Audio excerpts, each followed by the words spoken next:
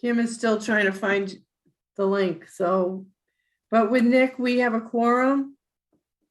So we will get started and hopefully Kim finds the link. I'll try to send her while we get going.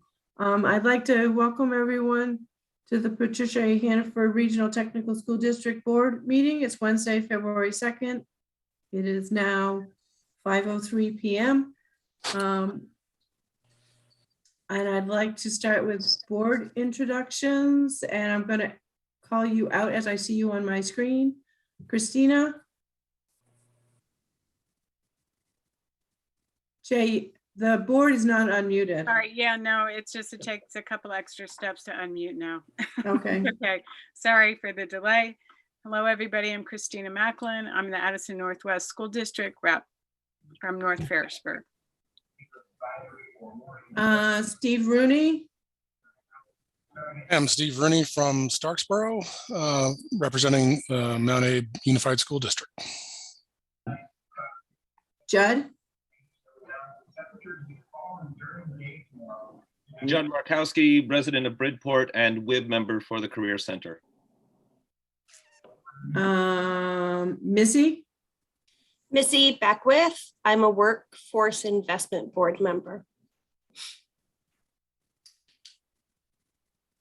Nick. Nick Corston from Shoreham, representing ACSD. And Lorraine. Lorraine Morris, I'm from Middlebury and I represent Addison Central School District. And then administrators, Jay. Hi, Dave Stetzel, Assistant Director for the Career Center.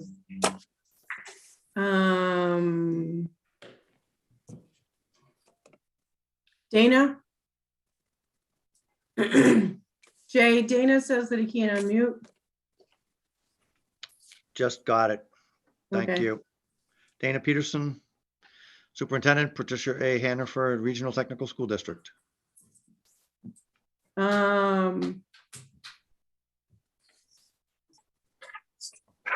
David Roberts.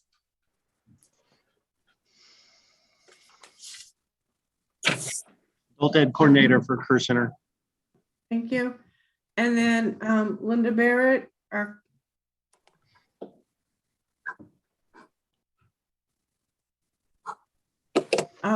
Jay, Linda, unmute, please.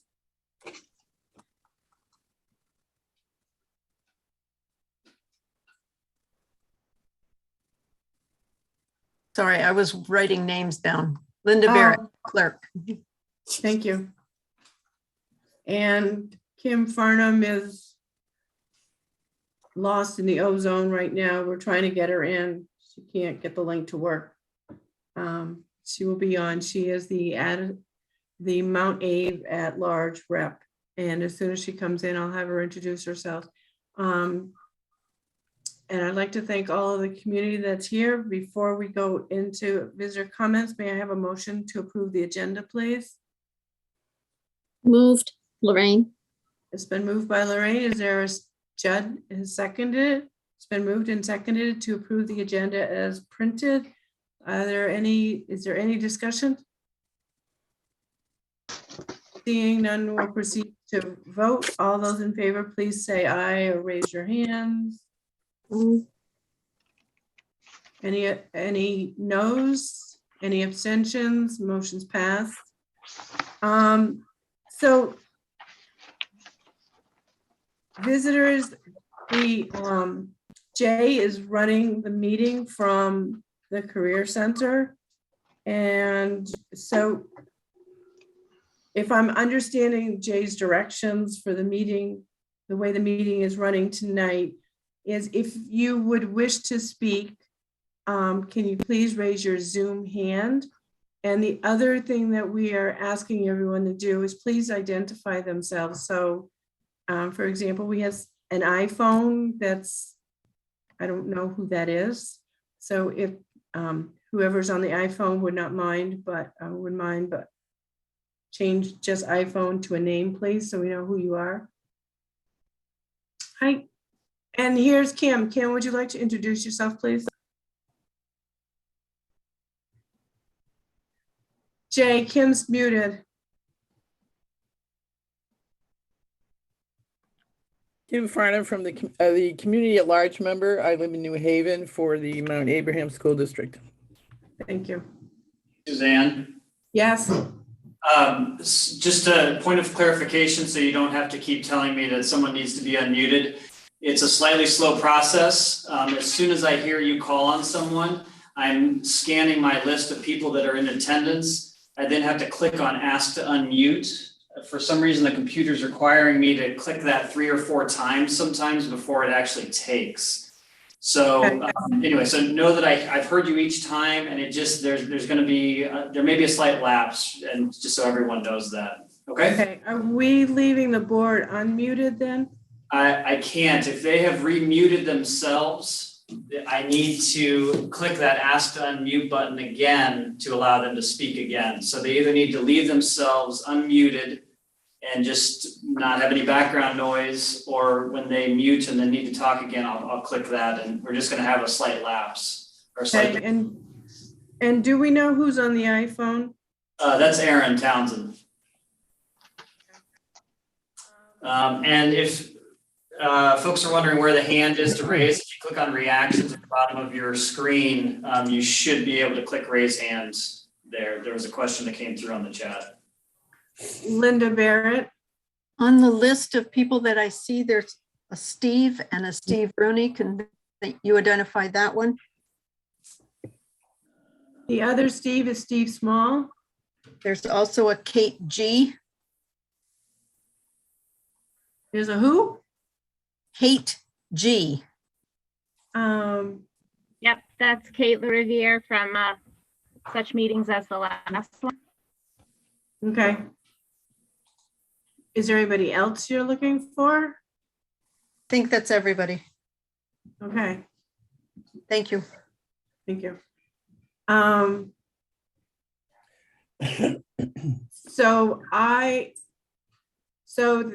There are lots of people on my screen, so I'm going to start with the first hand that I see raised, and then I apologize if someone else had their hand raised, but Greg, oh man, I am going to slaughter your last name, and I apologize. Greg Boglioli?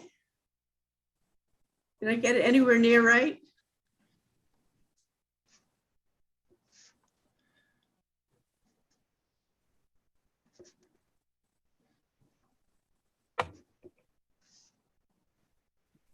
You're not allowing me to unmute. We can hear you, Can you hear me Greg. now? Okay, good. Yeah. Yeah, pretty good. Boglioli. It's quite Italian. Close, sorry. In Italy, it's Smith, but not here. Yeah. Can I have my comment now, or are we still waiting? Yes. I'm up. Nope, Okay. we're waiting for you. Greg Boglioli, East Middlebury resident. I do sit on the advisory committee for the Natural Resource Management Program. I know you guys are having a hard time. COVID, everything going on, restructuring what you're doing there with, finances for the programs. It appears to me that there seems to be a disconnect between what we, the public, may be hearing, questions that people are raising to the board, responses to those questions. And I know that's not easy. Executive sessions can be difficult. But it seems like there's questions people have and answers that may not be enough of an answer or a complete answer. They feel there's questions that aren't being answered. And I know it's difficult. I know you're trying to financially get the programs, maybe budgeted back. Career centers are expensive. I worked in one in Philly on and off when I was going for my teacher's certificate, and it's expensive education. I get that. But I get a sense that maybe some people feel that they're being reined in a little too much. That could lead to a little bit of disgruntled employees. And I think you have a very good staff at the Career Center. We're lucky to have such a good Career Center. But I think when staff and teachers feel they're not being heard or answers aren't being given. And there's too much, well, we can't talk about it. It just leads to maybe not the best working environment. And the working environment has to work well for the kids to get educated well. And I think we're all in this to make sure we turn out kids that have a good education to, you know, further their careers and whatever they want to do. And I guess that's all. I guess I got 2 minutes, so I think that's probably about a minute. So I think I'm done. You guys do a good job. I just think, like I said, there just seems to be a lot of angst about answers not being answered. And that just leads to people feeling unappreciated, unlistened to, or whatever. So on that note, I'll let you guys go back to your meeting because I know we're not supposed to banter back and forth. So. Thank you, Greg. Yep. Take care. Suzanne, Yes. Brenda can't raise her Zoom hand, but she did want to say something, so I just wanted to let you know that. Okay, was Brenda's hands up before Liam's was, or I don't know who was first. Yes. So Brenda and then Liam? Okay. Yes, hi, I'm Brenda Logie. I'm the school counselor at the Career Center, and I have a question about how the public is being adequately informed about how to attend a Career Center school board meeting. I received an inquiry as to how to find a link to attend tonight's meeting virtually. I directed the person to the website, but I soon learned that neither the Zoom link nor the agenda were posted on the website nor anywhere in the building. I reached out to Patrice yesterday morning because yesterday morning is when I received the inquiry. So I reached out to Patrice and I was told she had not yet received the link from the director superintendent or any board member, and she did not know when she would receive this information. I was under the impression, I could be wrong, that Vermont school board policy requires the posting of agendas and access links 48 hours in advance. Tonight's meeting agenda still is not on the website, and the link was posted only yesterday around 3 p.m. yesterday afternoon. So and this happened last month too, I think. So it seems very difficult for the public to easily find information about upcoming meetings and how to access them. I'm just wondering how and where the school board informs the public of details about upcoming meetings. I don't know, is it in the newspaper? Is it posted in a city building? I do know that on the website, it does state that the meetings are every, the first Wednesday of every month, but that's it. It doesn't give any more details about that, how to find the agenda, how to find the link, because we're required to meet virtually. It does say that. So I just need to know a reliable way to inform the public about school board meetings if I receive inquiries. Thank you. Thank you, Brenda. Liam? I am a teacher at Middlebury Middle School and resident of Virgins. And I wanted to really simply say that I had the privilege of touring the Career Center for the first time with 8th graders today.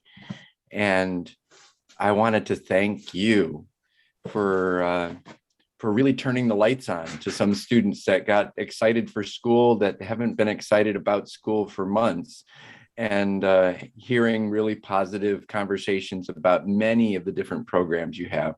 I'm not familiar with the backstory of how much work and difficulties there are in supporting this. I just really wanted to say thank you and to become a little more aware and supportive. I did find that if you clicked on the calendar of notice of the board that you could find the link, but couldn't find the agenda. But thank you, and kudos to everybody who makes it happen. Thank you, Liam. Jay, I'm not seeing any other hands. Are you? I am not. Okay.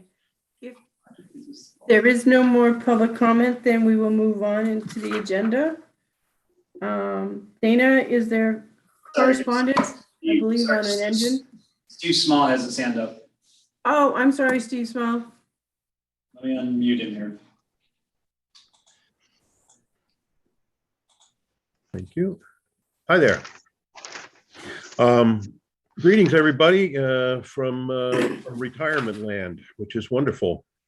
My name's Steve Small. I was the program director for Addison Repertory Theater for 24 years and had the privilege of working in that fine establishment.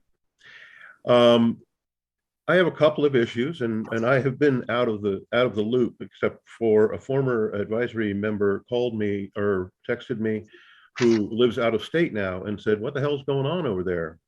And so I don't know. I'm not involved. So I started looking back, and I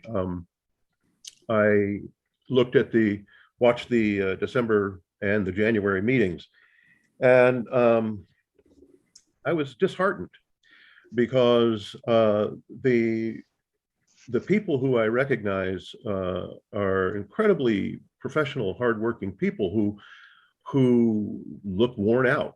And I understand COVID is an extra thing that's going on, and it's difficult and stuff like that. But it's not just that. It is really a environmental or climate issue. What we used to use is the word climate. When I first started working there, we were under the supervisory union of UD3, and then we became our own union, or our own supervisory union. And I never quite understood that. My mother was an educator. My father was a school board director or assistant director. And the way that I understood how the system works is that the superintendent helps to inform the board, and the board then helps to administer some of those concerns to the director.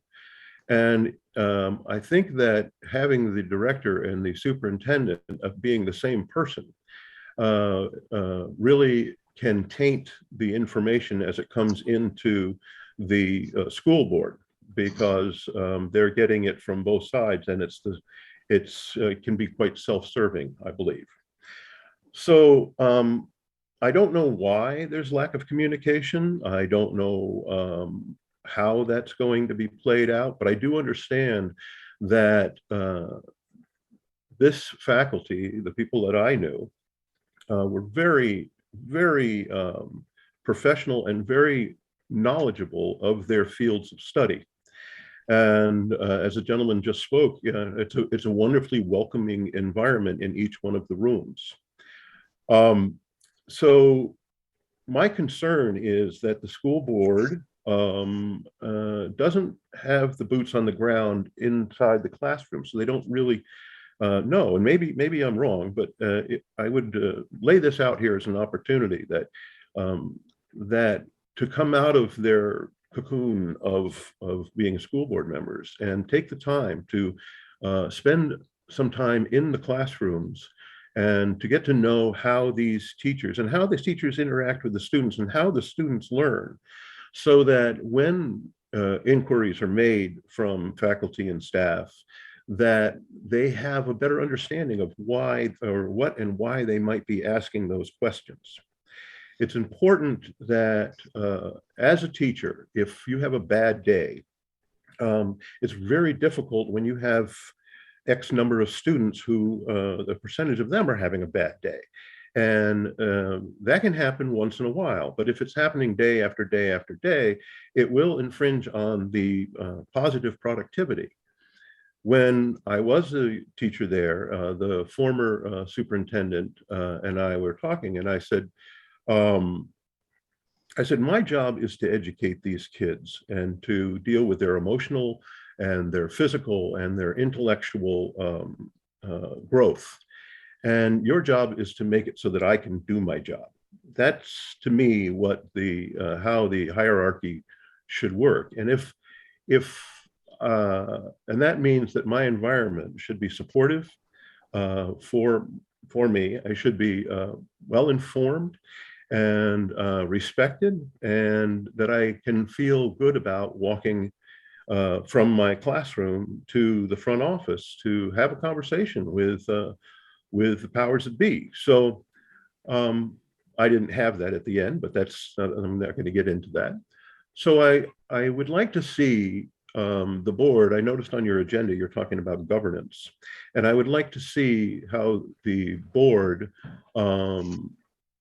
can step outside of the realm of where you're getting just the information from left and right, and really do your own work to get the information from the students, and from the faculty and the staff.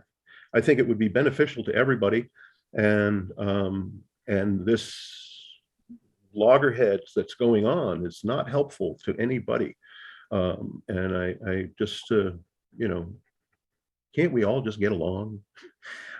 So please take that under advisement, and really get to know who these incredible instructors and staff members, and how they do their job, and see it through the eyes of the students.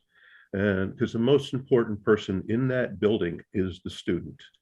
And this is my last point. When I was working on assessments for the state of Vermont for the arts, one of the things we would do is we would take a chair and put it in the room, and that chair had student. That was the student's chair. And as we would discuss things and argue about stuff and negotiate and think, at the end of it, when we got to a point, or when we hit a point that was an impasse, we would take a moment away from what we were doing, and we'd look at the chair and say, how does that work for you? And so I think it's really important that all members look at that as, how does it work for the student? And because in my experience there, we were putting out really high level quality students that had a good grasp on their life, and I still hear from them. So please consider how to communicate better. Thank you. Thank you. Jay, last call. Anybody else? I don't see anyone on my screen. But Jay, you may have some. Yeah, I don't either, Suzanne. I think you're okay for now. Okay. So correspondence, Dana, an engine donation. Yes, Suzanne, I think we're going to postpone that until the next board meeting. Haven't had a chance to coordinate on all of the details for that particular donation. Next is the consent agenda, which was approved under approving the agenda. Minutes of December 17th and January 5th and January 14th. Are those okay? Okay. Nick, do you have the monthly payables that was sent out this afternoon?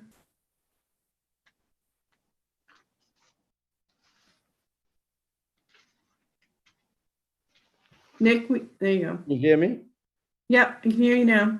Okay, yes, I got them. So building and equipment reserve, $733.85. General fund, $145,291.24. Revolving fund, $2,531.80. Student activities, $713.08. Makery, nothing. And then two payrolls, one for $104,577.17. And the second one, January 28th, for $87,738.38. And I guess all of that was approved by Suzanne and myself. And if any of the board ever wants to have the privilege and the honor of coming in and reviewing the bills with us, more than welcome to come join us. It's it's a very educational experience and worthwhile to learn how to do it. Moving into the action agenda, the engine donation is on hold for next time. Next one. Then we have Homes First Vermont project agreement. Do we have Mary Simmons and Nick Cantrick with us to explain that? Yes, Mary and Nick are both present. If they can be unmuted, that would be helpful. And then we can talk about the agreement that you should have received in the board packet. And if there are any questions, we'll entertain those, but I'll turn it over to Mary and Nick to share their perspective, which began at the very beginning of this year and involved Len Schmidt and Nick. And then we all became involved as we started to craft an agreement to move forward, but I'll turn it over to them. So Nick and Mary, I'll let you take it away. Okay, I'll start, Mary, if that's all right. Sure. Yeah, Mary reached out to Len Schmidt and got a phone call going in August, looking to see if construction tech program could help her venture out Homes First Vermont. So maybe you can introduce the project and your vision, and we can go from there. Nice.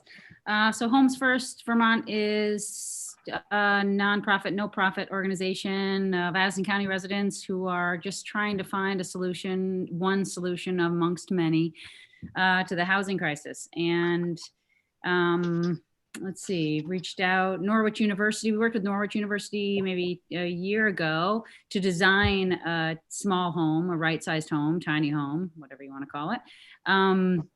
And they designed two different homes. And then I approached Hannaford, since you're in the spot where we're hoping the home will be.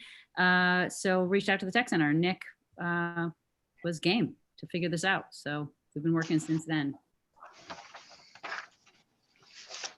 So yeah, the organization is just going to slowly, the whole point is to build homes with no profit in the whole pipeline, so it can actually be affordable, using models from other communities across the country, tried and true. Yeah, so it's just the first one.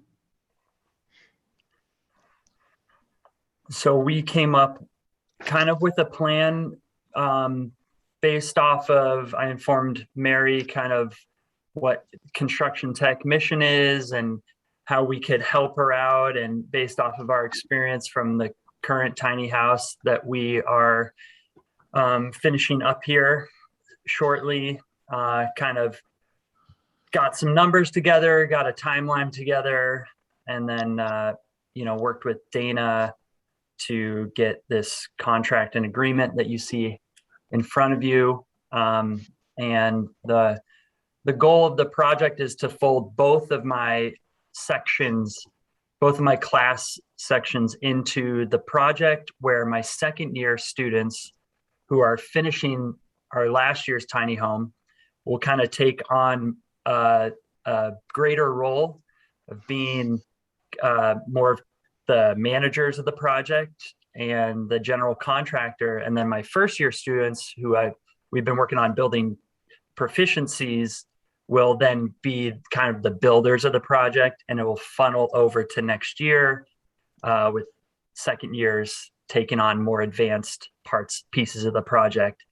And I want to just say real quick, while Liam is still on there, it was a joy to see all the 8th graders come through, and it was really special to be able to show the tiny house to all the 8th graders. And I'm sure we're going to see a bunch of them enroll in a couple of years. So that it was really exciting. And that's what, it really, projects like this, real world projects like this, are exactly what my students want to be working on.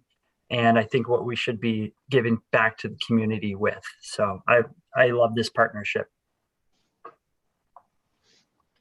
I've read the project and it sounds really great. And it sounds very similar to the tiny house that we did or are currently finishing, but that was, a private seller, private buyer, you might say. Yeah. Board, do you have any questions for Nick or Mary? Nick Costin and then Steve Rooney. I'm trying to unmute. Here. There you go. So as usual, I looked at the finance numbers. And it says in the write-up that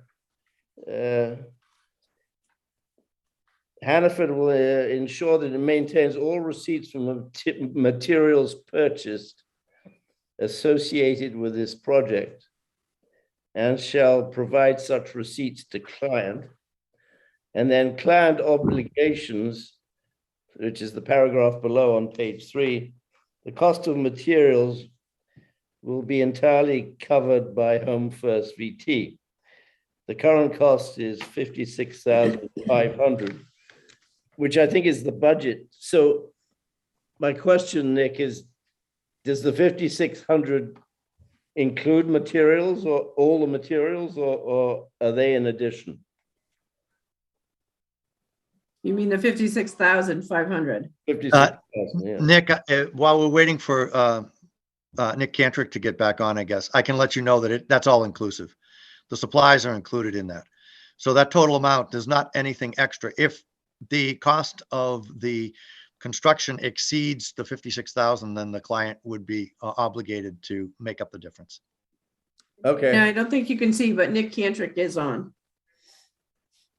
Yeah, and I'm glad you bring that up. Second Dana's point, and maybe that's an area of the contract and agreement that we can kind of clear up as we move on with these projects. Okay. So 5,000 is all inclusive. That's correct. Yeah. Good. Thank you. Our current estimate. Thank you. And just for the board's knowledge, this agreement, as with the agreement last year, was submitted to VISBIT for legal review, and since it was partially crafted by them a lot last year on the first agreement that we made, they said that they only made minor wording changes, which is what you see. So it got the thumbs up from the VISBIT legal review team in terms of agreements for work done for private clients. Good, thank you. You're welcome. So Nick and Mary, I'm curious what happens to the house after it's completed. Do you have sites lined up for these? And how many of these sort of things do you sort of envision putting together through this process? Yeah, nice. So assuming that it's October, earliest September, October finish. We have a few people that we're speaking with for different lots in Middlebury. St. Mary's, we put a proposal into St. Mary's, though they are first attending to, which you may know, attending to Turning Point, and housing would be second phase. So that's still in conversation. There's a few different people we're talking about, but we have the deadline, and we have a temporary spot to put it in Middlebury, need be, in October or November, whenever it's December, whenever it's finished. Right. And is this a true sort of mobile tiny house? Right, like on wheels? I know Nick and I are just assessing whether that would be the way to go, or a crane, small home, crane, mobile home-ish kind of. Right, which would entail some site development costs. Yeah, but that's not obviously on part of this, right? Right. And if you're doing a group of these, is there any consideration for some of them needing to be accessible? Yeah, like ADA. That would not this first one. We weren't going to tackle that with this first one. Right. Yeah. But if you were, like, say you had a plan of like 10 of them, probably 5% would have to meet the rule. Yeah. And I'm assuming that Shelley's following things like the residential energy code and those things as well. Yes. All right, thanks. Yeah, thank you. Yeah, and we're kind of,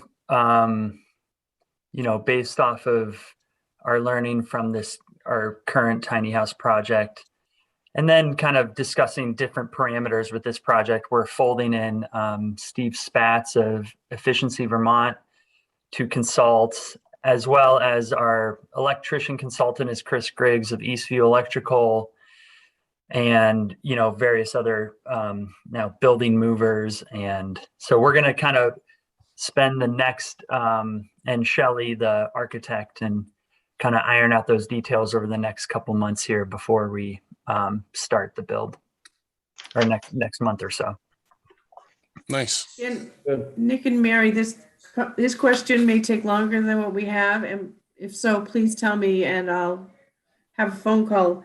But so Steve just asked if it's a true tiny house with wheels or if it's one that requires a crane. What's the difference? Sorry for my ignorance. And the tiny house on wheels is like the current model that we're building. So we have a trailer. It's attached to that trailer with wheels. It will never leave that trailer. The other model would be more of like a modular home. So we could build it in our shop, transport it, lift it onto a trailer, transport it to site, then remove it from that trailer onto like a foundation on site. Okay. All right. And different site considerations. Yeah. But for the students, for our program to be successful, we don't have a lot of time to go off site with our current 2-hour class model. So we're trying to do as much as we can in-house and kind of just focus on that side of things, and then coordinate with other professionals on the project for the site development. Okay, that makes sense. Thank you. Judd has a question, Suzanne. Oh, sorry, Judd.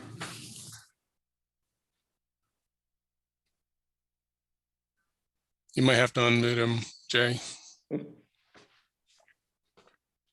Hey, thank you. Now I've lost my train of thought. I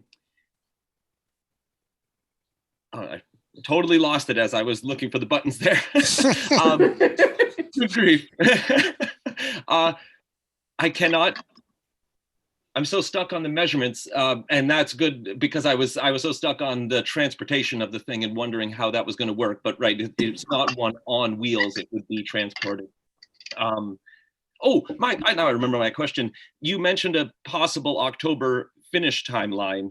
I wonder if that's realistic, given that the students, or will the students be working on it in the summer? It just seems like a really, for what's left of this year, and then from September 1st until October 31st of next year, doesn't give a whole lot of time. So just wondering if that's a realistic timeline. Thank you.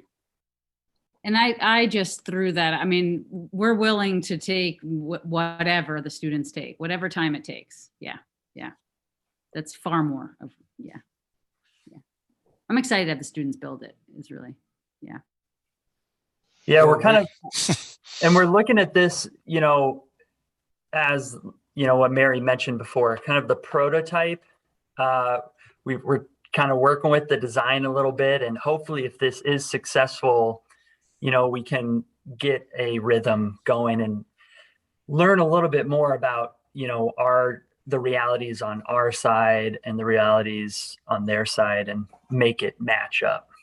So it's definitely, we're trying to get our ducks in a row here, and we're informed by the previous tiny house project, which, as you pointed out, it's taken me a lot longer than I was anticipating. Part of that was some delays in building materials, which I'm hoping we don't face that same type of delay this year, which, working closely with Goodrow as our main lumber supplier, I've got a good ear to the ground on how things are shaking out, and it should go smoothly. this year. Great. This is so exciting. I work with students all day long, and a lot of them, from what I hear, from what they tell me, is that, housing is so tight and they can't find housing anywhere, and they're like couch surfing, and this is so needed in our community. Too bad we couldn't build like 20 of them at a time. Exactly. But even one is helpful. Yes. So I thank you both for the proposal, and if the board does not have any other questions, then I guess I'm going to take the vote in. I'll go about it two ways. One, to accept the project, and then the second one for the board to just state a designee to execute. Man, I can't even talk tonight. Execute the contract. Because if you look at the back page of the contract, there's a client signature 1 and 2, and then also there's a place for the board chair or designee to sign. So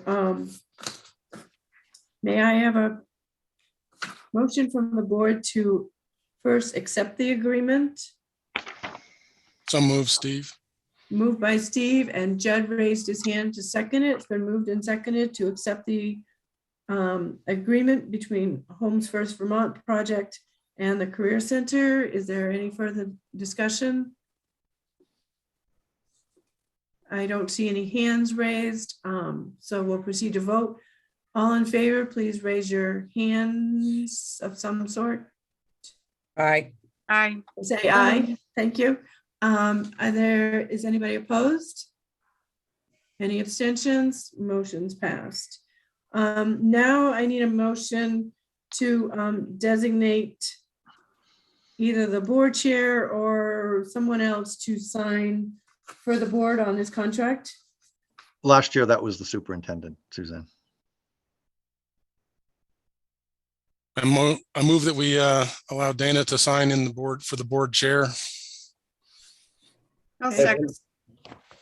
Steve has moved that we designate the superintendent as the person that will execute the contract. Christina seconded it. Is there any conversation on that? Seeing none, we'll proceed to vote. All in favor, please say aye or raise your Zoom hands. Aye. Any abstentions? Oops, sorry, any nays, then abstentions? Motion's passed. Thank you both, Nick and Mary, and Great. Thank you. Thanks Thank so you. much. we'll be looking for pictures as you move along in this Oh, project. you'll see. The ad Indy's going to do a series. You'll see. Great. Yeah. Maybe we'll send John flowers out your way. Oh, yeah. Yeah. Perfect. Thanks so much. Thank you. Thank you. FY 2021 audit review. Is Miranda with us? Yes, she is. We'll have Jay unmute her, and I will do a brief introduction, and then she can talk about the audit as it's been going so far. So I think she's unmuted. So Miranda McDonald has been working with she's a representative of RHR Smith, and she's been working with the business office since earlier this year, I think during the summertime. And she has been preparing the audit, and I think it's nearly finalized. So she is here this evening to give you an update and overview of the essentials from the audit. She will be back available to answer questions, do a presentation and answer questions on the 23rd for our informational meeting. So without any further ado, let me introduce Miranda. And Brittany, are you going to be speaking as well on behalf of RHR Smith? Okay, I'll have Jay, maybe Jay can unmute you just in case there's a question. Brittany, Board, go ahead. I'm sorry, I have a very important phone call that's just come in, so I'm going to mute and step away for a second. I apologize for this, but I have to take this. Okay. Thank you. So go ahead, Miranda. It's on to you. Give us a little bit of an overview, if you would. Thank you, Dana. Do I You're welcome. have the ability to share my screen? You will, as long as the host enables that.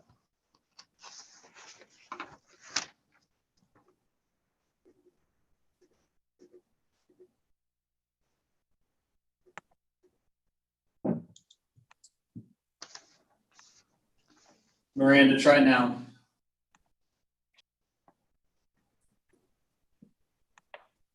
Everybody see? Yep. Perfect. So the presentation I'm giving tonight are just extractions from the full audit that we have. I'll give the schedule information and page numbers if you want to flip along as I'm giving them. To begin with, the very first question usually people ask is, what is the opinion? This can be found in the independent auditor's report on page 2. In our opinion, we found that the financial statements present fairly in all material respects.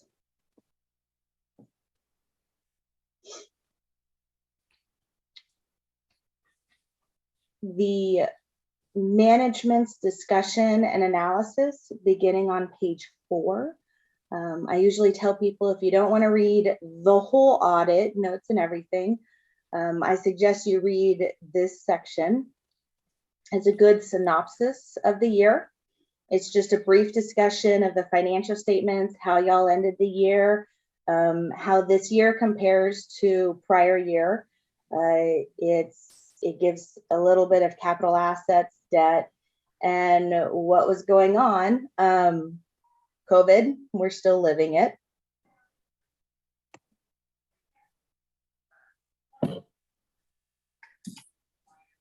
Statement C, found on page 15 of the audit, is the balance sheet for your governmental funds. The next question we usually get is, what is the fund balance for your general fund, which can be found on this page. The first column is your general fund. All the way down, second number to the bottom is your fund balance number. And so for y'all, that would be about $398,000 for FY21. This is an increase of $240,000 over last year's fund balance. This statement also shows you the other major funds that you had at the tech center, the Building and Equipment Reserve Fund, as well as the Rogers Scholarship Fund. The other governmental funds includes special revenue funds such as the Carls Perkins grant, the Health Reserve Fund, the Corona Relief Funds that were received, and the GEAR grant, as well as some non-major permanent funds, so other scholarship funds that y'all have. The information pertaining to the other governmental funds can be found beginning with Schedule C on page 73.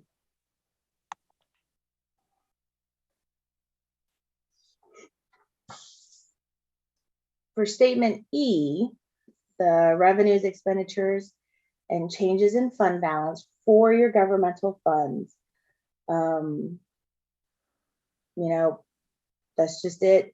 Down, almost all the way down at the bottom, your net change in fund balance. For your general fund, there's that $241,000 that was mentioned before. So you went from 156 to the 389. Your Building and Equipment Reserve Fund also increased about $16,000.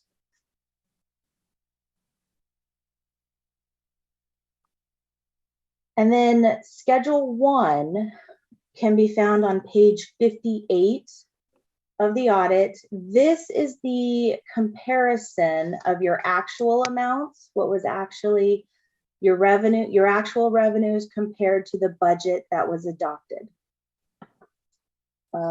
So your revenues look to be, you just under collected what was budgeted, but for FY21, it looks like you underspent what was budgeted to be spent. And you know, we have to remember that you voted for FY21 budget the first week of March, and then schools closed 2 weeks later.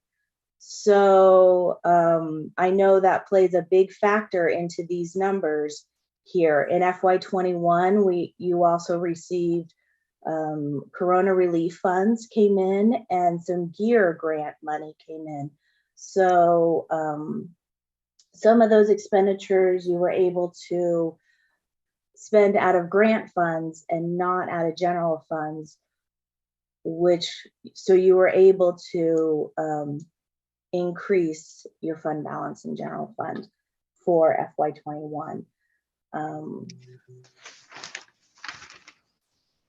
With that, I know FY21 was also a transition year for Austin. He was hired July 1st of 20, and he had to learn what was going on in the middle of everything else that was going on.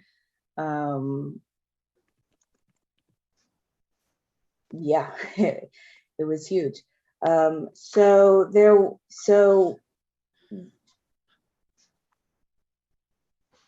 it was a good transition year for y'all. I looked back at the management letter for FY20 on the comments, and I think Austin made some improvements. However, there are still some improvements that need to be made. Casey was hired to help with the accounting work. And by the end of FY21, all the balance sheet accounts were reconciled, but I feel like there still needs to be work during the year for monthly reconciliations so that they can be improved. And Casey's still contracted, and I know she's still working through that, especially during this transition time as we speak. Some other areas of concerns last year, cash deposits. I would still say it's still a concern in that it's taking a little bit longer than we like to get the money to the bank for the deposits. So I think there just needs to be some procedures that need to be looked at and addressed to make sure those can get deposited in a timely manner. Purchase orders for FY20 was talked about transitioning to an electronic purchase order. I do believe that has been done. I still think there needs to be a review of the process for how long it's taking from requisition to purchase order, since we saw some invoices and orders placed before the purchase order was actually issued. So if there can just be a review of that to get that process done, and bank reconciliations. While they were reconciled in a reasonably timely manner, I think they need to be reviewed in a timely manner and signed off on, to know somebody with oversight is reviewing the person who actually reconciles the bank accounts. So those are areas for concern that we have. for FY21. Transitioning there. The other thing, the one last thing I wanted to mention with this audit is it is still in draft form. The reason for that is because we are still missing some information related to the FFA food booth. I will tell you, like, as of 5:30 this evening, I believe I received some emails. So there is still communication going on in receiving that information. We have to determine the relationship with the bank account, how it was set up, the bylaws, the insurance, sponsorship, to see what relationship it has with the Hannaford Career Center, to see how it's going to relate and how it's going to be placed into the financial statements. Once we determine that, we'll be able to make any necessary changes so we can issue a revised draft and then hopefully issue a final statement.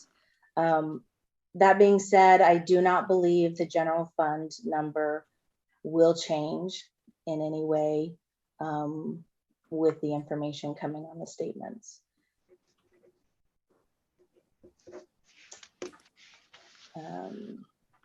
That being said, I want to thank Dana and Austin, even though I know he's no longer there, for their cooperation in the audit process.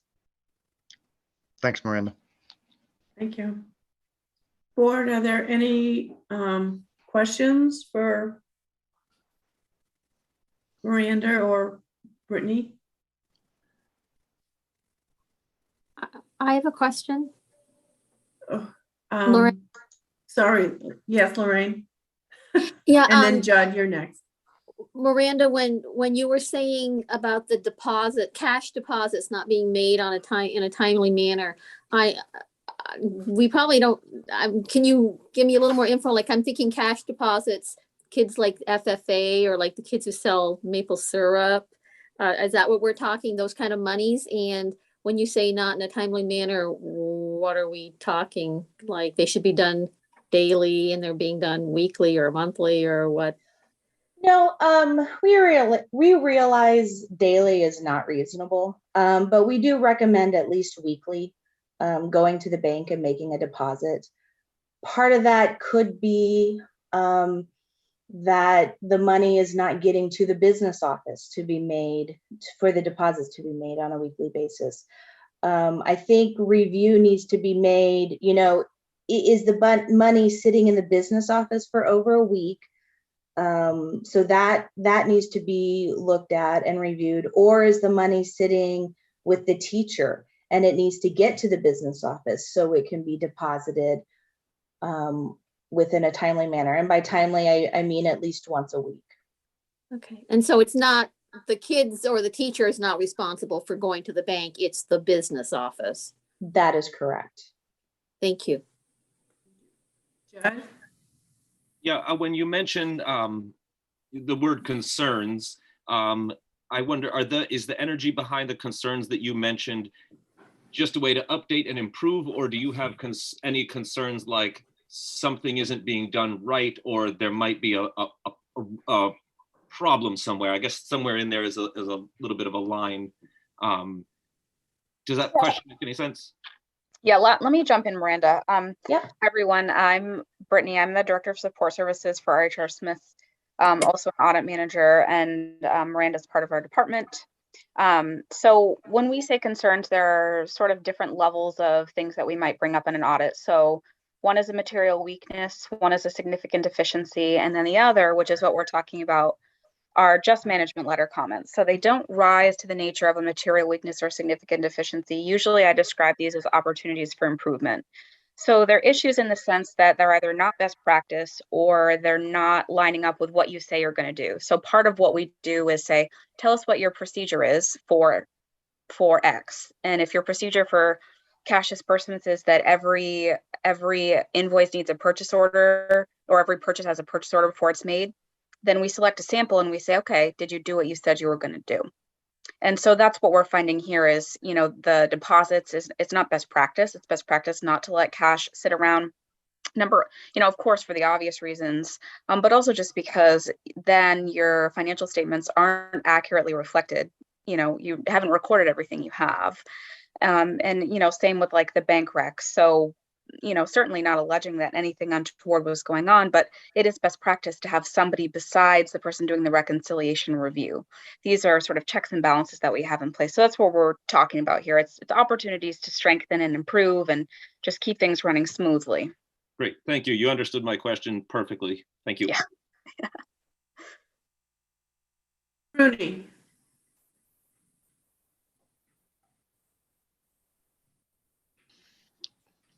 Nick? So it sounded as though we might have a copy of this. Was this draft sent to the board? Not yet, I don't think. Okay. Are these concerns listed in the report someplace? Yeah, so they're not actually part of the audit report. They will be part of what's called a management letter. And we had discussed with Austin what we believed would be management letter comments, but no, Dana, I don't believe has seen a draft of that yet, but that will come, but it will be a separate document. And also as part of the management letter, management does have opportunity to respond. So you can respond and say, we agree with this and here's what we're going to do to fix it, or we don't agree or whatever. So. Thank you. Austin? Who? Me? Nick, you. Nick. In the reserves you had, there's an amount of, I think it was 194,000 for other government funds. Miranda, was that correct? Let me make sure.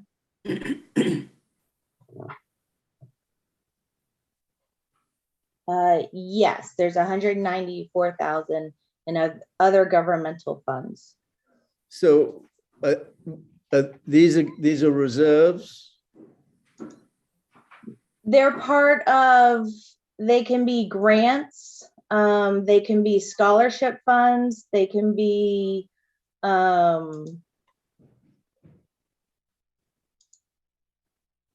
grants, scholarship funds, special revenues. Your permanent funds. So what we present on this, I think you're looking at statement C, the balance sheet for governmental funds. And so the way we present this is it's your major, we call it major funds, and there are certain thresholds that these have to meet to be presented by themselves. So always the general fund is presented by itself. And then if your other funds meet certain criteria, they get a spot by themselves. And then everything that doesn't meet that criteria gets lumped together in this other governmental funds. And in the full draft that we'll make sure you get, in the back, there is a breakdown of what all those funds are. There's a schedule that breaks all that down so you can see what's in there. And what will these reserves be? Will they be? They will be used for future expenses or future funding? Miranda, can I? Oh, Miranda, Brittany, can I just? No, I'd can like I to just hear ask a clarifying question? Dana, I'd like to hear the auditors respond. It depends on the fund. So, for example, the student activities fund is part of that. There is a health reserve fund that's a piece of that. Some of it can be grants. So some of it will be spent on future grant funds. But the type of expenditures depends on the purpose of the fund. Okay. So Nick, what that means is that we have grants on from the Department of Labor, for example, that accumulate that can be spent for adult ed. Those are in there, they're lumped in there. They can only be used for that particular purpose. So those funds are earmarked for special purposes. Whereas our reserve funds, the BERF and the Health Reserve Fund are different. They're characterized differently and they have different operating constraints. you have more discretion over those typically than you would a grant fund. They're typically very, they're restricted. We list it as restricted, for example. And you wouldn't be using these for, if this was even your practice, you wouldn't be using these to like decrease the amount that you're assessing to member school districts or things like that. Thanks for the clarification, Brittany. That couldn't be a use for them, huh? No. That could not, no. So they're going to get bigger and bigger and bigger. Probably not. Well, maybe. I mean, probably not. So sometimes it's a timing thing. So, you have received these grant funds sort of in June and you didn't have an opportunity to expend them. So there's usually a little bit of a timing difference, but typically the intent isn't to grow these indefinitely.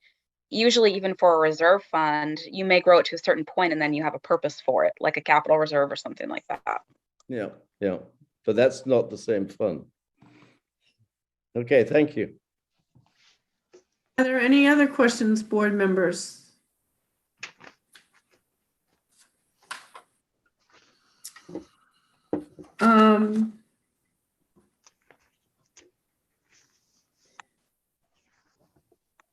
So typically under action agendas, we need to take a motion to accept something. I'm not sure I feel comfortable accepting a draft audit. Mm-hmm. Or what's your? Well, the board can decide, but from our perspective, it's actually not ready to sign a draft acceptance letter because we're still missing that piece. Okay. About the FFA. So that can be postponed to March, I believe. Yeah, this is not unusual. We'll postpone it until March. Do you think Brittany will have it by then, or Miranda? Yes. Yes. Okay, thank you. Good. We'll move on then, and Brittany and Miranda, I know it's late. Thank you both for your time. Okay, thank you, It was everyone. nice seeing you again, Brittany. Have a good evening. Yes, have a good one. Policy 2.7 compensation and benefits. It's a monitoring policy. Yes. I'm going to say, Dana, you have the information on it? Well, I have most of it, but the policy, because of the transition with Austin, we should probably postpone because I don't have all of the gathered information to completely respond to that monitoring policy. So I'd appreciate it if we can postpone that until March. Board, is that your pleasure? I don't see or hear any I think that's fine. negative. I see thumbs up, so the board's okay. Oh, Jed, is that your hand up? Okay. The board is giving you thumbs up to come back to us in March. Thank you. Bylaw revision warning is the next. So we have discovered that in our bylaws, the current bylaws put us kind of at odds with state statute on informational meetings, and hence the need for a change to our bylaws so that we stay in accordance with them. You can see that Dana and Chris Leopold went over this, and this was the wording change that they came up with, that the proposed language would say not more, with more being the added word, than 10 days preceding town meeting day, the board shall convene an annual meeting to inform the public and carry out the business of the district. So Suzanne, if I may comment, that may have been in existence since the bylaws were drafted. In reviewing it with Chris Leopold, he concurred that the language implied that you had to have more than 10 days for your annual meeting before town meeting. What the confusion that creates is that you have to have an informational meeting before any vote on town meeting day that occurs within 10 days. So now you have one that's occurring within 10 days and one occurring beyond 10 days. And what that means effectively is that you can't conduct both your annual meeting and your informational meeting on the same day. And that's really important, so you don't have to have an additional meeting. The change of that one word will actually allow the two of them to align. So does the board understand that? Chris does, and as long as Steve? as long as Chris and Dana do, I think I'm fine with it. Steve, I'm really struggling to hear you. I'm sorry. Because my mic is over the top of my head. Oh. I said, as long as Chris and Dana are comfortable with it, I'm comfortable with it. Thank you. Okay. And we Judd did has discuss it- done a check. Nick? we did discuss it at the budget and policy committee and the other couple of weeks ago, and it seemed reasonable. So, may I have a motion to accept the bylaw revision? It's just to warn it, Suzanne. Yeah. I think you'll Right, take so- the action next month. Okay.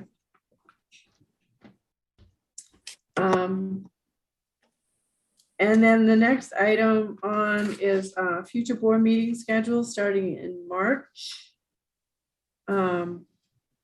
It appears from what I've been told that having the first Wednesday of March is exceptionally hard on the business office and people writing reports and getting them to us. So we've been asked to consider a different meeting date for March. I know that some people will be getting new people in March and some may be leaving us. I don't believe that there's anywhere in our bylaws that states we have to meet on Wednesdays. We can choose another night of the week. Suzanne? Yes, Steve. Since the warning was a action item, do we have to do something with that? Well, that's what I started to say, but then we I have was, to accept it to be warned, I think. yes, that was what I was wanting, was language to accept it. My apologies. I thought you were saying to accept the change, and it was just to warn. So if I could add it So to the I need confusion. a motion to accept the bylaw revision so we can warn it. Right. So moved. So moved. So moved by Steve and seconded by Nick. Yep. Is there any further discussion on it?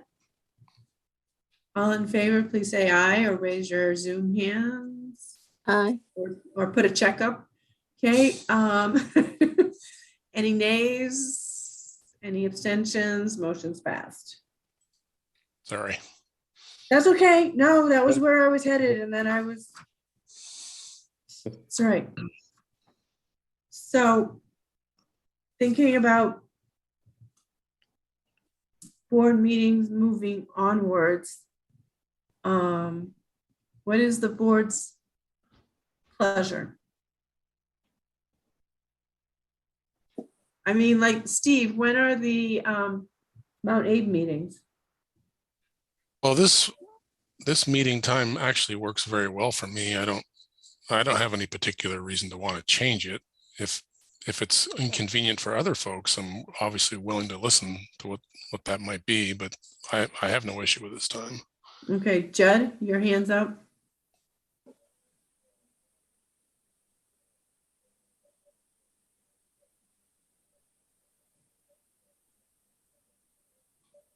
Judd, did you have? You might be waiting to get unmuted. Oh, okay. Okay, I think actually Steve basically said what I was going to say. So I had already raised my hand, so. Okay, thank you. Dana? Yes. So just to clarify for the board, the first Wednesday of any month becomes very difficult in terms of running monthly reports and having vacations and time off that intervene at the last week of the preceding month. And that makes it really challenging to gather all of the documentation and get the packets together because there's less collaboration. So I mean, it can be the second, the third Wednesday of the month. Wednesdays are not the issue. The issue for at least the business office and our operations team is trying to get it all done on the first Wednesday of a month. Thank you. Judd?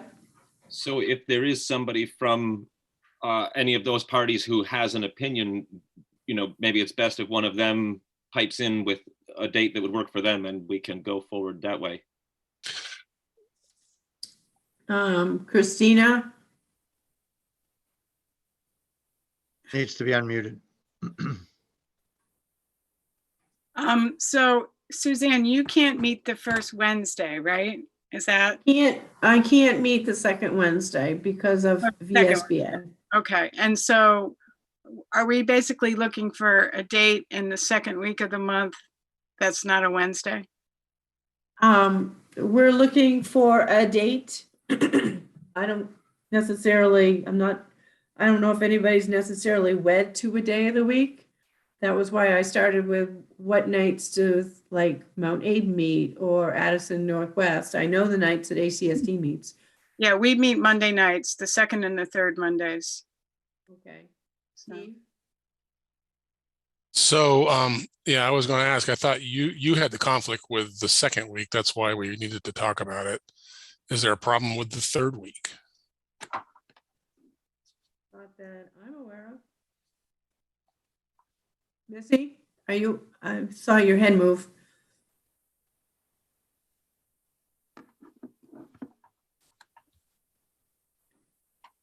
Jay, there she goes. Oh, I was just going to say Wednesday nights are really hard for me. Monday or Thursday would be better.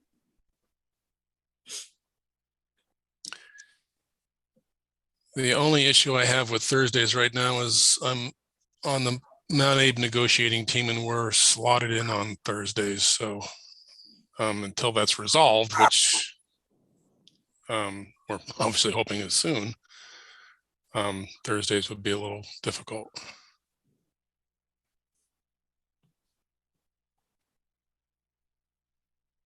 Steve, and you may not want to say this out loud, but if we were to do a Thursday, say at 5, does that conflict with your times or? Well, as long as it doesn't run over, well, yeah, these days start at 6, so it would have to be a pretty, we'd have to be right on the nose with the timing. Yeah. Okay. So board, what is your pleasure? We have that Wednesday nights are hard for Missy.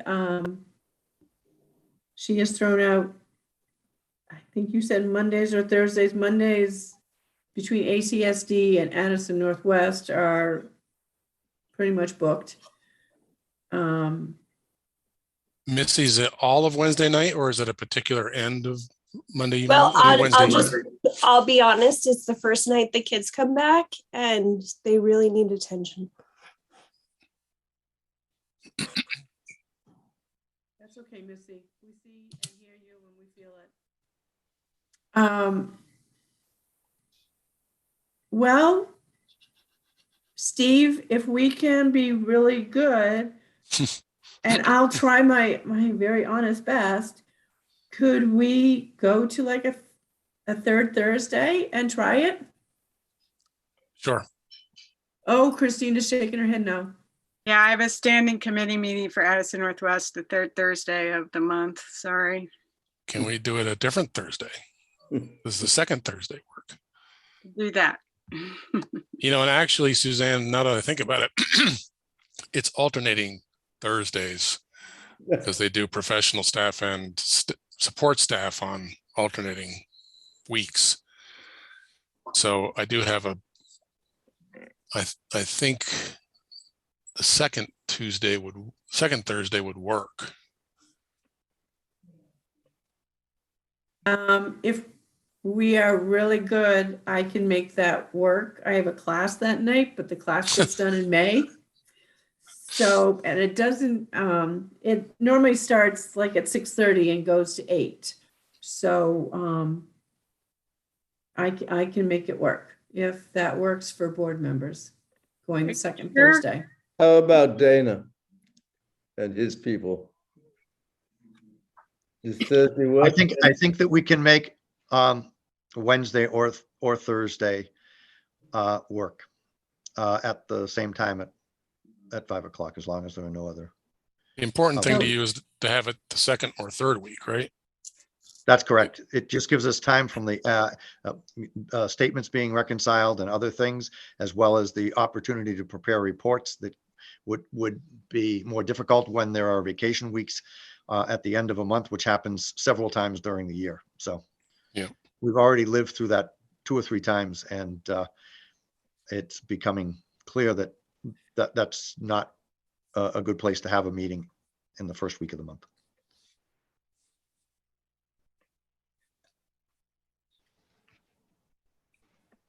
So board, can I have a motion on a night, and we can try that going forwards? I move that the second Thursday of the month, are we keeping it at 5 o'clock? Yes. Yeah, at 5 o'clock for future board meetings, starting in the month of March or starting in the month of April? March, please. March, okay. Second. I have a second to that motion. Steve did a second. Steve seconded it. It's been moved and seconded to move board meetings to the second Thursday of the month starting at 5 p.m. and this new meeting time and date, or meeting date, would start in March. Is there any further discussion? Seeing none, we'll proceed to vote. All in favor, please say aye or raise your Zoom hands. Aye. Any opposed? Any abstentions? Motion's passed. Thank Okay. you. I will have Patrice do the appropriate posting in the newspaper moving forward and send that those revised dates to the regular posting areas, town clerks and partner schools. Thank you. Thank you. Moving into the informational piece, are there any questions for any of the report writers or any of the committees that reported out in your board packet? Suzanne, can I make one comment on the last topic for a second? Yep. Just to address Brenda's concern earlier about the posting of the agenda and the Zoom link. I don't know if that was just a hiccup over the last couple months or whether there's a formal place on the website where it's obvious where that's located. And I was surprised by Brenda's comment, because I know at some point, and I don't know when I stopped checking the calendar, you used to be able to go to the calendar and the link was there and such. So It sounded like they did find the link on sure that it was there. Right. It sounded like Liam found the link on the calendar. There wasn't an agenda. So I will take. I'm checking right now, Suzanne. I'll have an answer for you momentarily. That's all right. And it's just going forward is all that. Right. We need to make sure that people can find it. And this is something So, Christina. yeah, I just wanted to share something because I had recently emailed Patrice about this question. And Dana, I apologize. I don't know if I copied you on that or not, but because I missed the last board meeting, I went looking for the draft minutes, and they're not posted. And there's actually other minutes that are missing off the website. And I was just wondering, because in our district, I know we have, I believe by statute, you have to have draft minutes posted by 5 days. And you're supposed to have all your agendas posted too. So I just wanted to bring that up because I think it's something that we should probably look into to make sure that not only past meeting minutes are posted, but the draft minutes from, tonight can be posted within 5 days. That's correct. And I've worked with Linda and Patrice to get that happening. The agendas are posted. Okay, good, good. Now, we might be a little bit behind Okay, because I'm checking right now, and the last agenda that I see was December's. So I will talk with Patrice to make sure that those agendas and minutes, because she was posting both, are posted within the appropriate timeframes. yeah, and But we have a link on the website. It's under the school board, and you scroll all the way down towards the bottom, and it has board members, and then it has agendas and minutes. So there is a section there for yeah, them, as well as in the calendar. So, yeah, I know. but I will tell her to keep them up to date. I know we've got some issues with the website, but if we ever redo it or make any upgrades to it, moving all of that stuff up and very visible, you know, how to access the minutes in particular and agendas would be a great. We can do that. We have somebody that's consulting with us to work on the website, and we can put that more prominently displayed. We could Right. actually have a drop-down menu as well. So, yeah, I will work on that and communicate it to the communications team. Yeah, that's probably one of the most frequently accessed things by the public. So, Right, yeah, exactly.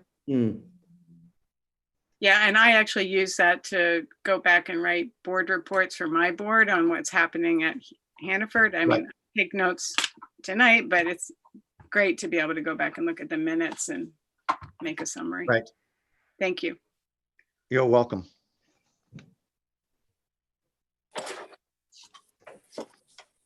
Else on that topic, or are we safe to move into the informational agenda? Oh, Lorraine? Well, before we do that, and since somebody's asked about the facilities or the community engagement, I would just like to take the opportunity to let our viewing public know that we will be presenting a capital improvement project to be voted on, and we are going to be having some Zoom informational meetings in February, 3 of them, which the public will be very welcome at to learn more about the project. They'll be on February 9th, 7th, and 23rd from 7 to 8. They'll all be on Zoom.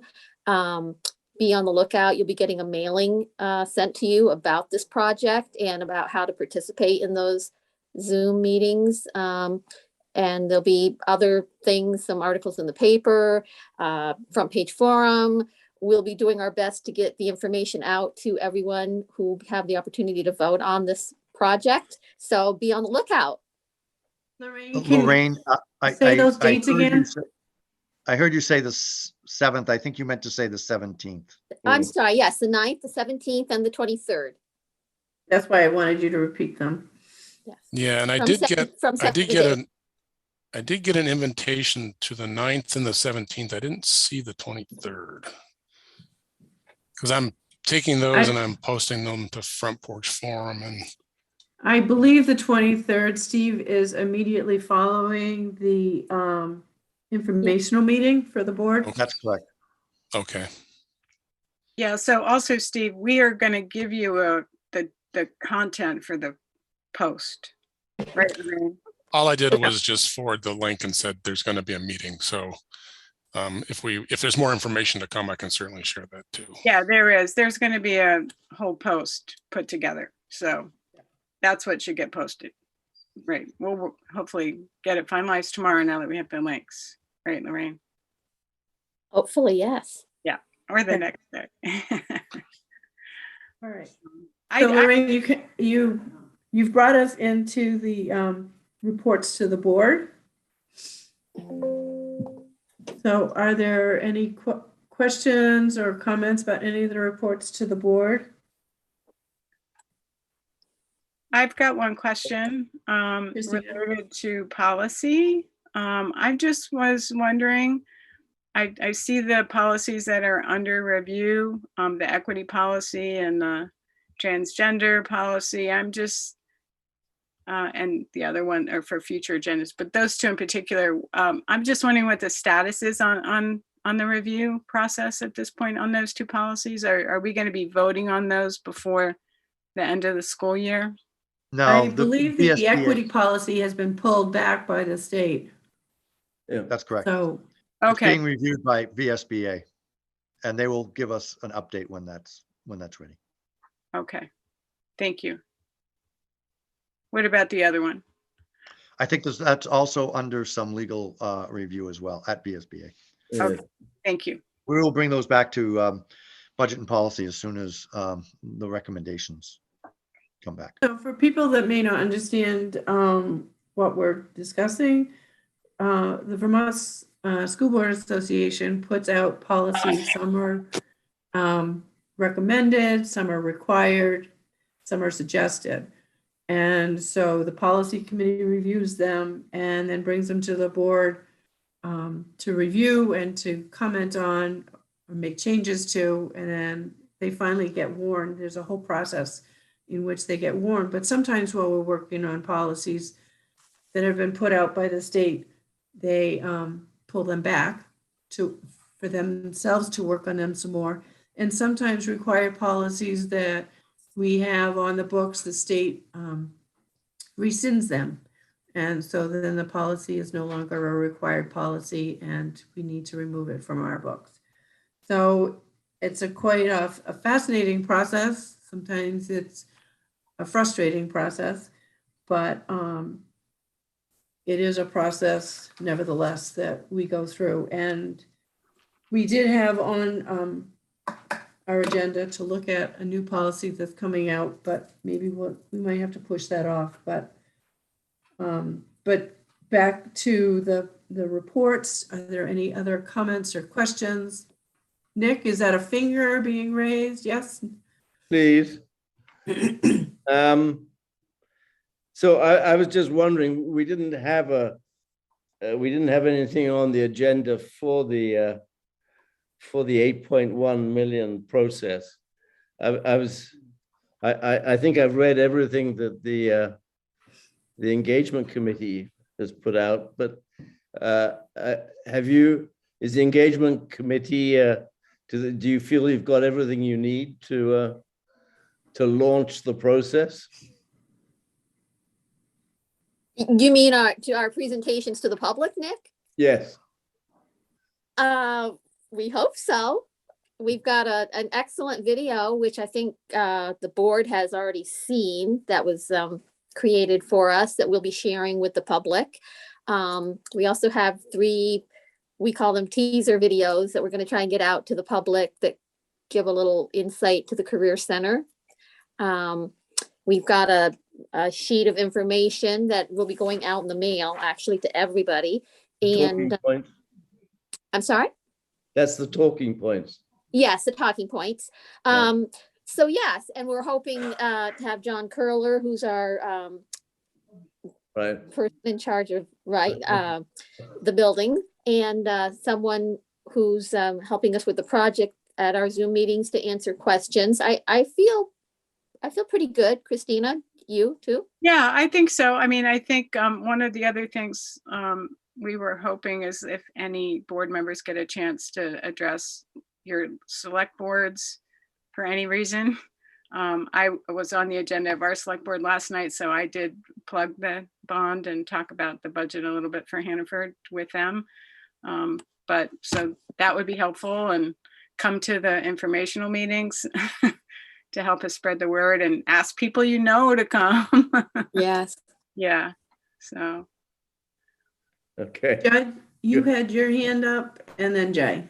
No, Judd, you're all set. Jay, your hand's up. Yes, I just wanted to fill folks in just based on what Lorraine and Christina were just sharing. So Al has got the final videos done. He's getting them on a YouTube channel that he created. I should have those tomorrow, so we can get those onto our document that has all of our information linked, at the talking points document, the annual report, Zoom meeting links, all that sort of stuff in one place. Will be posted on the website, but I'll also share it with all of the board as well, so that you have direct access to that. Been in touch with Mike Davey. He is planning to attend all of those capital project informational meetings. We're gonna meet ahead of time just to kind of go over. I gave them a sense of what we were thinking about for an agenda that the community engagement had discussed. And let's see, John Curler and Dana are both available as well. So I think everything's really coming together. And so hopefully just in these next couple of days, we'll finalize also the Front Porch Forum post that Christina was talking about.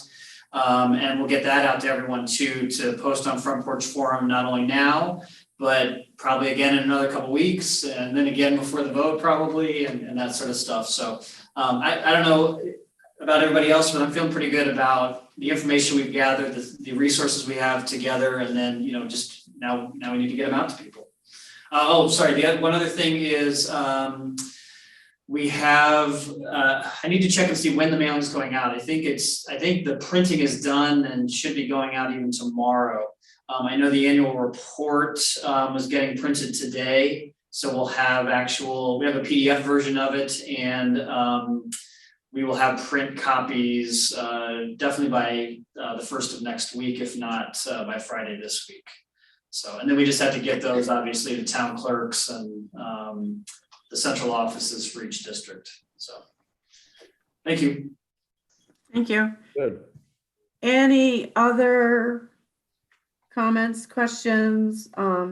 As usual, I thought all the reports were very well done and well written, informative. And Jay, thank you for putting the link in about the videos that I had mentioned that ACSD had done that involved several of our students. It's always nice when we can share information back and forth that way. Jay, you might put a link to the meetings even in your newsletter. I do spread that around as well, so people might find it in there as well. Yeah, thanks, Steve. I think it's going to help me to have the board meeting be the second week, because we've got some construction technology stuff we want to get in the newsletter, and you probably noticed that industrial design and fabrication, there's a title for it in there, but the details are not in there yet. So there's a couple other things to add, and I will resend that out to all of you once that's finalized, and yeah, you can share that as well. But yes, I'll put all that other information that we're sharing about the capital project and the budget and those sorts of things. So thank you. Anything else, folks? Nick? I just wanted to give a shout out to David Roberts for recruiting 8 Middlebury College students for J-term welding. I thought that was fantastic. They're going to get something useful. So,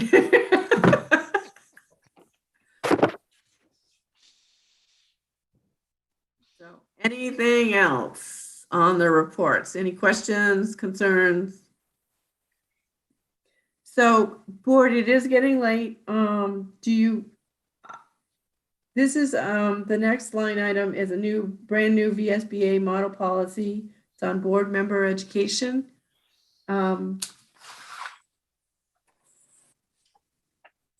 It's just information for them. It's just information. What I wanted the board to see is this is the way a policy would come to us from VSBA.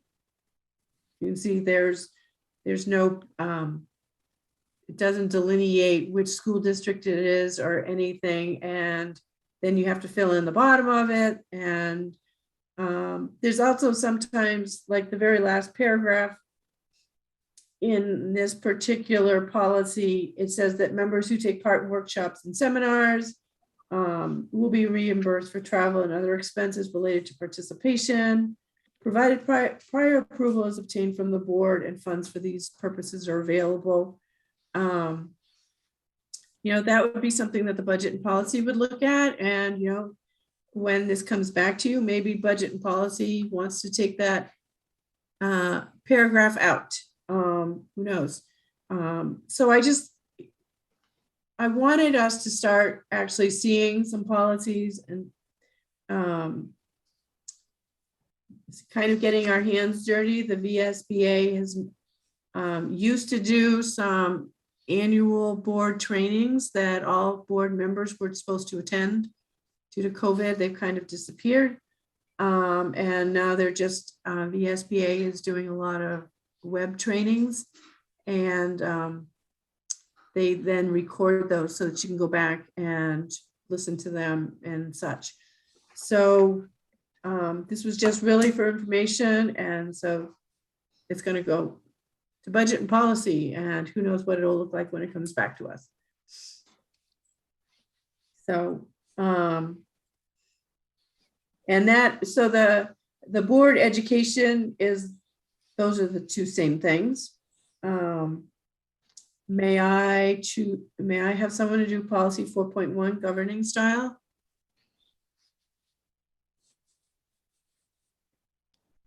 All right, Lorraine, I'll pick on you.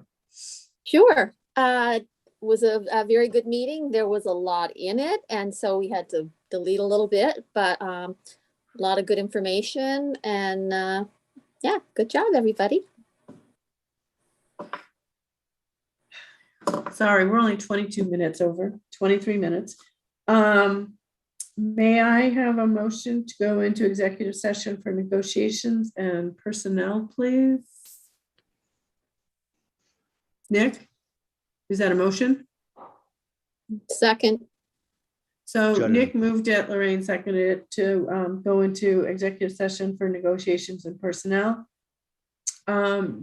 Jay, can you please hang around? I do have a guest that should be arriving like in 2 minutes. Dana, can you wait and then come in with the guest, and I'll take the board Sure. into executive session? Yes, I will do that. I'll let So Jay if know once the guest arrives. someone can move us to a meeting room? And that would be Jay, I believe. Yeah. Yes, Jay. You want Dana and the guest to come in as soon as the guest arrives, or will you give me a signal to have them join you? I'll give you a signal. Thank you. Linda, Linda, has you it- had a hand? Oh. Yes, vote. You need a vote. So, motion's been made to move into executive session for negotiations and personnel. Is there any discussion? We'll proceed to vote. All in favor, say aye, or raise your Zoom hands. Aye. Any opposed? Any abstentions? So Linda, we will get you what time we come out of executive session and if there's any motions or anything. Okay, you're welcome.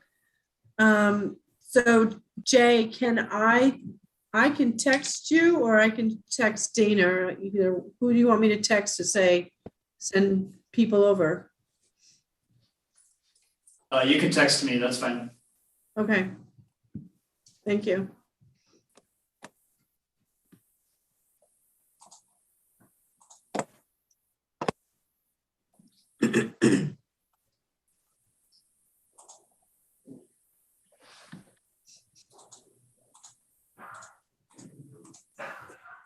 So Jay, are you moving the board to a meeting room? I am, yes. Okay.